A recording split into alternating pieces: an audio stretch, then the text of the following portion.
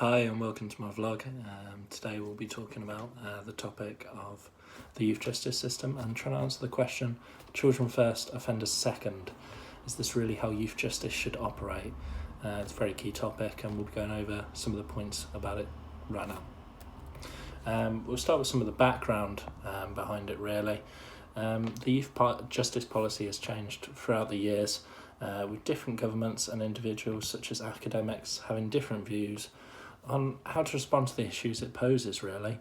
This means to respond to youth offending vary from the initial prison ships in the early to mid 1800s, which were the first government sponsored institutions really aimed at separating young offenders from adults. Despite being labelled as harsh and cruel, they were the thing at the time.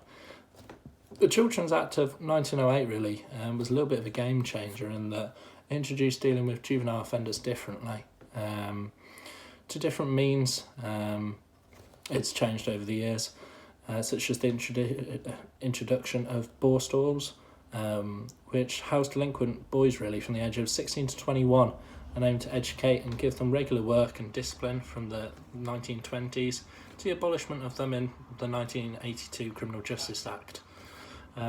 Steps are made in the 1930s with the introduction of the Children and Young People's Persons Act, which required courts to consider the welfare situation really of young offenders and abolish the death penalty for those under the age of 18 years of age.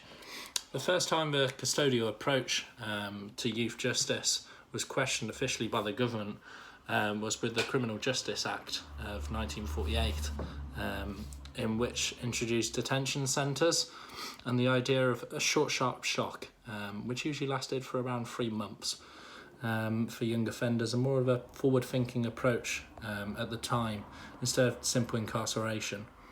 There were several other pieces of legislation which made forward-thinking steps in regarding taking social welfare into account, such as the introduction of the community homes and education facilities and the Children and Young Persons Act of 1969. We're going a bit more in the history now. So how has attitudes changed to young offenders over time?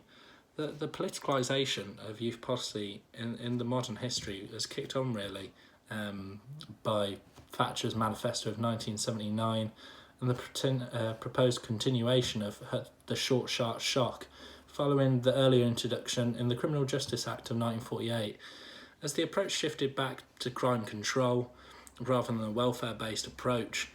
The Criminal Justice Act 1982 introduction brought the policy of young offenders being responsible for their own actions, and the punishment is important for deterring others, which was a massive change at the time and kind of went back to the earlier, Criminal Justice Act 1948 as earlier touched upon.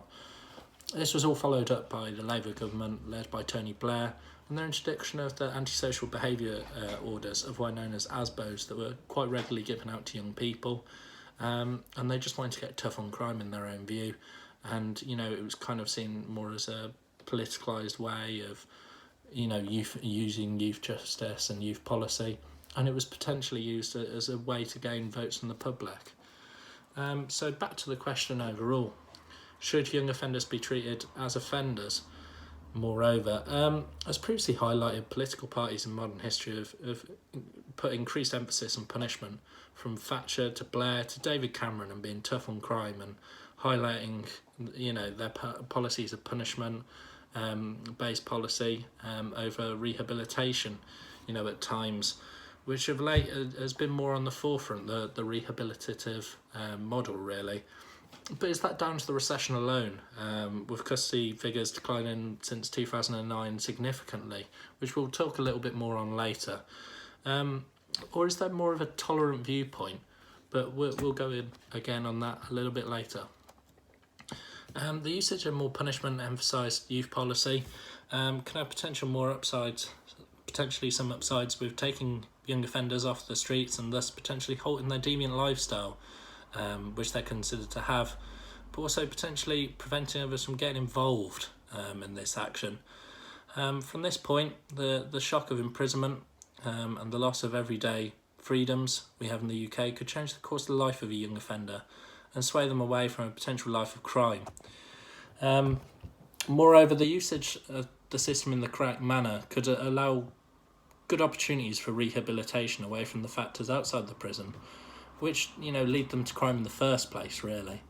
Despite there being other offenders in custodial environment with them, if they're determined enough, really, there's no reason why they can't leave their old life behind and get their head down and stay out of trouble, and allow themselves to get involved in every opportunity they can in prison to potentially cut down their sentence and get involved and get qualifications, which is more the rehabilitation model we currently have instead of kind of locking people up for the sake of it, which has been seen in the past. As touched upon earlier, social welfare situation of some young offenders is the reasoning behind the criminal activities and the opportunity to learn life skills and how to integrate effectively back into society, especially away from communities outside the youth justice system, where such an opportunities availability is non-existent, or is even less freely available even.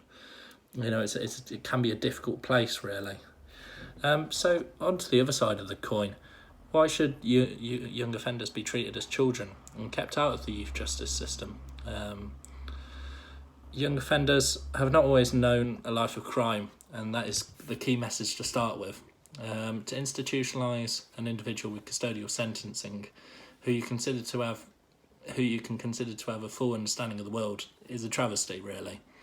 As soon as an individual is given a criminal record, that is attached to their name, and this results in labelling theory, that the young offender potentially is no good or seen as immoral. This will limit their future job prospects and hinder their ease to get a job or even an apprenticeship in the future.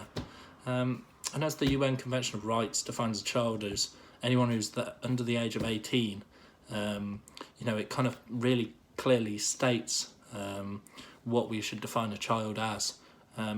To treat them in that way, I believe, is vital to giving them the best opportunities to be reintegrate back into society and be a vital part. To label an individual at such an age will hinder the growth of that person, really, because the opportunities will be limited for them. And having that second chance based on that mistake will just be non-existent. The need to keep young offenders treated as children is purely they require a different approach.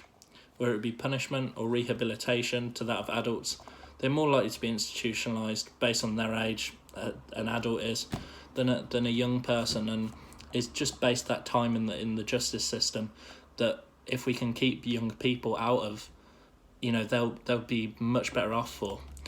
There's been a decrease of 85% in first-time offenders entering the youth justice system in the past 10 years, with an 11% drop in 2016-17 alone, and 9% the year before. Number of young people sentenced to immediate custody, however, has increased.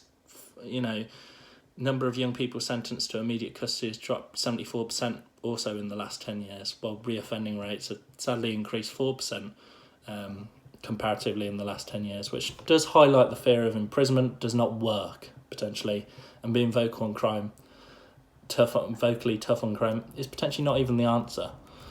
So, in conclusion, in summary, the youth justice policy should indeed follow that a young person is a child before an offender. It's highlighted that the moment an individual is in the justice system, they're subject to labelling theory and the stigma that comes with being a first-time subject to labelling theory, and the stigma that makes them the chance of them being a one-time offender extremely limited. The statistics are showing the clear drop of 11% in first-time offenders in the youth justice system, and despite a 4% increase in reoffending by young people, some of this can be put down to austerity and the reduction in budgets for government initiatives. Overall, it's clear, though, that the pros of treating young offenders, such as offering more rehabilitative help rather than a clear entrance into the justice system, along with other reasons, outweigh the cons that offenders need to be punished, and even short, sharp shocks potentially might not even be effective either, as not even offenders respond the same way, and that a one-size-fits-all approach is not always the answer. So thanks for listening. I hope you enjoyed and hope that was informative. Thank you.